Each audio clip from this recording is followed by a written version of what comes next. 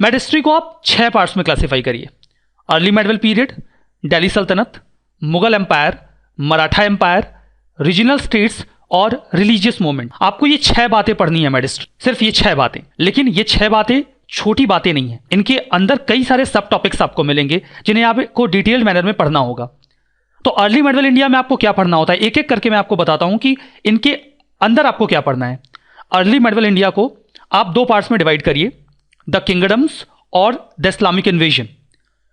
Early medieval India के कुछ राज्य रहे जिनके बारे में आपको बात करनी है, और दूसरा इस्लामिक इन्वेजन। इस्लामिक इन्वेजन देखेंगे, उसमें क्या पढ़ना है। पहले द किंगडम में आपको क्या पढ़ना होगा। द किंगडम में आप पूरे इंडिया को नॉर्थ और साउथ में डिवाइड कर दीजिए। नॉर्थ में आपको 2 किंगडम पढ़ने हैं, एक तो राजपूत किंगडम। राजपूत किंगडम में लार्जली जो आपको बात करनी है वो गुर्जर प्रतिहार वंश के बारे में बात करनी है। और जब गुर्जर प्रतिहार वंश डिक्लाइन कर जाएगा तो उसकी जगह पे कुछ छोटे छोटे राजपूत किंगडम इवॉल्व होंगे, आप उनके बारे में भी थोड़ा सा पढ़ लीजिएगा। गुर्जर प्रतिहारों के बारे में तो आप विस्तार से पढ़िएगा। उसके बाद इनके रेमिनेंट्स के रूप में कुछ एम्पायर्स इवॉल्व होंगे, कुछ किंगडम इवॉल्व होंगे, नॉट एम्पायर, जैसे दिल्ली के चौहान, कन्नौज के राठौर, मेवाड़ के गुहिलाज, बुंदेलखंड के चंदेल, मालवा के परमार, बंगाल में सेनाज और गुजरात में सोलंकीज। तो आपको इन्हें भी उसके बाद, ये छोटे छोटे किंगडम है, ब्रीफ में कवर कर लेना है। इसके अतिरिक्त नॉर्थ में आपको एक और किंगडम पढ़ना है और वो है बंगाल के पालाज। बंगाल में जो पाल डायनेस्टी थी आप उसको भी पढ़ लीजिएगा, और उनके बाद ही बंगाल में सेनाज आते हैं या सेन डायनेस्टी आती है, उसे भी देख लीजिएगा। अब साउथ में आते हैं, तो साउथ में आपको पढ़ना है चालुक्य वंश और राष्ट्रकूट वंश। ठीक है, जब आप चालुक्य पढ़ेंगे तो बीच में ही राष्ट्रकूट आते हैं। पहले बादामी के चालुक्य रहेंगे, बादामी के चालुक्य जब खत्म होंगे तो वहां पर राष्ट्रकूट आ जाएंगे, और राष्ट्रकूटों को समाप्त करके फिर से कल्याणी के चालुक्य आएंगे।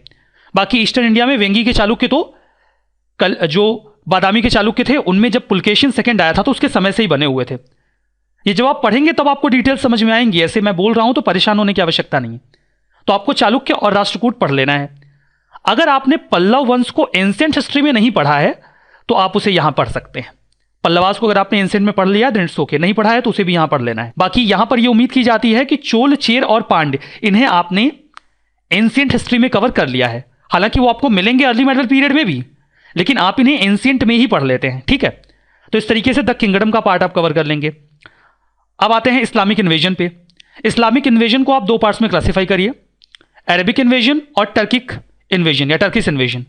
अरबिक इन्वेजन में आप बात करिए मोहम्मद बिन कासिम के बारे में, और टर्किश इन्वेजन में आप पढ़िए महमूद ऑफ गजनी को और मोहम्मद गोरी को। जैसे ही आप मोहम्मद गोरी को पढ़ेंगे आप एंटर कर जाएंगे सल्तनत पीरियड में। ठीक है, तो अब यहां पर ये जो पहली यूनिट है आपने कवर कर ली। अब आप आइए सेकंड यूनिट पर। जो सेकंड यूनिट है दैट इज अबाउट दिल्ली सल्तनत। दिल्ली सल्तनत में आपको क्या पढ़ना है। दिल्ली सल्तनत में टोटल 5 डायनेस्टीज रूल करती हैं। ममलूक डायनेस्टी, जिसे आप स्लेव डायनेस्टी भी कहते हैं, दास वंश भी कहते हैं, गुलाम वंश भी कहते हैं। ममलूक अरबिक वर्ड है स्लेव्स के लिए। ये 1206 से 1290 के बीच में रूल करते हैं। देन खिलजी डायनेस्टी आती है, उसके बाद तुगलक डायनेस्टी आती है, देन सैयद डायनेस्टी आती है, और उसके बाद लोधी डायनेस्टी आती है। तो इन 5 डायनेस्टीज को आपको कवर करना है। अब इन 5 डायनेस्टीज में कुछ रूलर्स हैं जिनको आपको पढ़ना है। मैं एक एक करके हर डायनेस्टी के रूलर्स के बारे में बता देता हूं, किसे किसे आपको पढ़ना है। हम यहाँ पढ़ तो नहीं रहे हैं, एक ओवरव्यू ले रहे हैं। तो ममलूक डायनेस्टी में आपको 5 रूलर्स के बारे में पढ़ना है, कुतुबुद्दीन ऐबक, इल्तुतमिश, रजिया सुल्ताना, नसीरुद्दीन शाह और गियासुद्दीन बलबन। आपको इन्हें पहली डायनेस्टी में पढ़ना है। इसके बाद जो खिलजी डायनेस्टी शुरू होगी उसमें आपको 3 शासकों के बारे में पढ़ना है, जलालुद्दीन खिलजी, अलाउद्दीन खिलजी और मुबारक शाह खिलजी। ठीक है, आप जब इन्हें पढ़ लेंगे तो इसके बाद आप पहुंचेंगे तीसरी डायनेस्टी पे, that will B Tughlaq dynasty. Tughlaq dynasty में आपको पढ़ना है गियासुद्दीन तुगलक को, मोहम्मद बिन तुगलक को और फिरोज शाह तुगलक को। ये इंपॉर्टेंट रूलर्स की बात कर रहे हैं, कुछ और भी लोग होंगे बट आपको लार्जली इन्हें पढ़ना है। ठीक है, जो चौथी डायनेस्टी होगी that will B Syed dynasty. Syed dynasty बहुत कम समय के लिए थी, बहुत इंपॉर्टेंट भी नहीं थी, बट आपको यहाँ पे 4 शासकों के बारे में बात समझनी है, आपको बात करनी है, समझनी है। खिज्र खान के बारे में, मुबारक शाह के बारे में, मोहम्मद शाह के बारे में और आलम शाह के बारे में। जब आप इसे कवर कर लेंगे तो आप पहुंचेंगे लोधी डायनेस्टी के ऊपर। लोधी डायनेस्टी में आपको 3 शासकों को पढ़ना है, 3 जो एम्परर्स हैं उन पर बात करनी है, बहलोल लोधी, सिकंदर लोधी और इब्राहिम लोधी। अगर आपको पता हो तो इब्राहिम लोधी के साथ ही बाबर ने फर्स्ट बैटल ऑफ पानीपत में लड़ाई लड़ी थी, और इब्राहिम लोधी के इस युद्ध में हार जाने के बाद दिल्ली में मुगल एम्पायर शुरू हो जाता है। तो आप यहां तक कवर कर लेंगे तो आपकी ये दूसरी यूनिट भी कंप्लीट हो जाएगी, और आप आ जाएंगे तीसरी यूनिट पे, that will be Mughal empire. Mughal empire में आपको क्या पढ़ना है? मुगल एम्पायर में आपको कुछ शासकों के बारे में बात करनी है, जैसे कि बाबर, हुमायूं। इन बिटवीन आएगी सूरी डायनेस्टी, जिसे शुरू करेगा शेरशाह सूरी, और उसके बाद 10 सालों तक ये डायनेस्टी और रहेगी। अगेन हुमायूं आएगा और फिर से मुगल वंश को पुनर्स्थापित कर देगा। तो बाबर और हुमायूं को जब पढ़ेंगे तो इन बिटवीन आप सूरी डायनेस्टी भी पढ़ लेंगे। फिर आप आएंगे अकबर पे, अकबर के बाद आप जहांगीर को पढ़ेंगे, जहांगीर के बाद शाहजहां को, और शाहजहां के बाद आप बात कर लेंगे औरंगजेब के बारे में। जब आप औरंगजेब तक पढ़ लेंगे, इन बिटवीन मराठास भी आ जाते हैं। मराठास जहांगीर के समय से ही इवॉल्व हो जाते हैं। जैसे जहांगीर के समय से ही जो शिवाजी के पिताजी थे उनका एग्जिस्टेंस आ जाता है। शाहजहां के समय में वो काफ़ी एक्टिव हो जाते हैं और उसके बाद शिवाजी एक्टिव होते हैं। तो मुगलों के पैरेलल ही जो मराठास थे वो भी एक्टिव हो जाते हैं। तो यहां तक आप औरंगजेब तक कवर कर लेंगे तो आपका जो चैप्टर है वो तीसरी यूनिट जो आपकी है, या जो तीसरा पार्ट है मुगलों का, ये कवर हो जाएगा। फिर आप पहुंच जाएंगे मराठा एम्पायर के ऊपर। अब मराठास में आपको क्या पढ़ना है? मराठास में आपको लार्जली 2 लोगों के बारे में पढ़ना है, शाहजी भोसले के बारे में और शिवाजी के बारे में। शाहजी भोसले शिवाजी के पिताजी थे, जिन्होंने मराठास को एक किंगडम के रूप में तैयार किया और बाद में शिवाजी ने तो उसे एक एम्पायर में कन्वर्ट कर दिया। इनके बारे में आप विस्तार से पढ़ लेंगे। शिवाजी के जाने के बाद उनके कुछ उत्तराधिकारी आते हैं, उनके बारे में भी आपको जानना होगा। शिवाजी के बाद उनके बेटे संभाजी गद्दी पर बैठते हैं। इस गद्दी पर बैठते वक्त उनका संघर्ष राजा राम के साथ होता भी है, जो उनके भाई रहते हैं। इनके मरने के बाद राजा राम गद्दी पर बैठते हैं। जब राजा राम मरते हैं 1700 में, तो उनका जो बेटा रहता है शिवाजी थर्ड, वो एक छोटा बच्चा रहता है। तो इनकी माँ इनको गद्दी पे बैठा के रूल करने लगती है, जिनका नाम ताराबाई था। और जो संभाजी के बेटे थे साहू जी, उनको औरंगजेब पकड़ के लेके चला गया था। जब औरंगजेब मरता है तो उनका जो बेटा होता है वो साहू जी को छोड़ देता है, ताकि वो जाके आपस में उलझ जाए, वो शिवाजी के साथ उलझ जाए और ताराबाई से अपनी गद्दी मांगे। हुआ भी वही। जब साहू जी छूट कर आते हैं तो फिर ताराबाई से अपनी गद्दी मांगते हैं। दोनों के बीच में संघर्ष होता है, साहू जी जीत जाते हैं, ठीक है। और साहू जी काफ़ी लंबे समय तक उसके बाद रूल भी करते हैं। साहू जी की इस जीत में एक बहुत बड़ा कंट्रीब्यूशन उनके एक सेनापति ने दिया था, जिनका नाम था बालाजी विश्वनाथ, जिन्हें बाद में वो 1713 AD में अपना पेशवा भी बना देते हैं।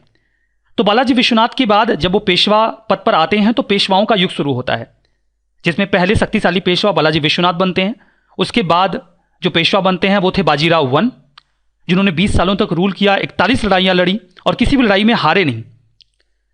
बाजीराव वन के बाद आते हैं बालाजी बाजीराव, और बालाजी बाजीराव के समय में ही, जो कि तीसरे शक्तिशाली पेशवा माने जाते हैं, बालाजी विश्वनाथ के बाद बाजीराव और उसके बाद बालाजी बाजीराव। तो जो बालाजी बाजीराव थे, इनके समय में ही थर्ड बैटल ऑफ पानीपत होता है, ठीक है, जिसमें मराठों की हार होती है और उनकी शक्ति काफ़ी कम हो जाती है। तो इतना तो आप मराठों के बारे में पढ़ लेंगे। इसके बाद आपका ये पार्ट भी कवर हो जाएगा और फिर नंबर आएगा रीजनल स्टेट्स का। रीजनल स्टेट्स में आप जाएंगे तो आपको सबसे पहले तो बात करनी होगी विजयनगर एम्पायर के बारे में। विजयनगर को आपको विस्तार से पढ़ना होगा, बहमनी किंगडम को पढ़ना होगा और कुछ अदर रीजनल स्टेट्स के बारे में भी पढ़ना होगा। विजयनगर एम्पायर में बहुत सारे किंग्स आएंगे, आपको लार्जली पढ़ना है हरिहर के बारे में, बुक्का के बारे में, देवराय 1, देवराय 2 के बारे में, और सबसे विस्तार से आपको पढ़ना है कृष्णदेव राय के बारे में। बहमनी किंगडम में भी कुछ शासक आते हैं जिनका आप ब्रीफ ले लेंगे और समझ लेंगे कि इसमें कौन कौन से रूलर्स कैसे कैसे रूल करते हैं, और इन दोनों के बीच में जो लगातार संघर्ष चलता रहता है उसे भी आप समझ लेंगे। बैटल ऑफ तालीकोटा होता है, जिसे राक्षसी तगड़ी का युद्ध भी कहा जाता है दोनों के बीच में, जिसके बाद जो विजयनगर एम्पायर है वो डिक्लाइन कर जाता है। इसके पहले तक जो कृष्णदेव राय थे, उन्होंने हमला करके बहमनी किंगडम को 5 हिस्सों में तोड़ भी दिया था, ठीक है। विजयनगर एम्पायर में जब कृष्णदेव राय हुआ करते थे तो उन्होंने हमला किया था बहमनी किंगडम के ऊपर, और बहमनी किंगडम टूट के बिखर गया था 5 हिस्सों में, अहमदनगर, बीजापुर, गोलकोंडा, बेरार और बीदर। तो इनके बीच का जो इक्वेशन था वो भी आप समझ लेंगे। जब आप रीजनल स्टेट्स में जाएंगे तो आप 4 स्टेट्स के बारे में बात कर लेंगे, समझ लेंगे, बंगाल, जौनपुर, कश्मीर और गुजरात। आप इसे पढ़ने के बाद ये जो रीजनल स्टेट्स का पार्ट है इसे कवर कर लेंगे और फिर आप पहुंच जाएंगे रिलीजियस मूवमेंट में।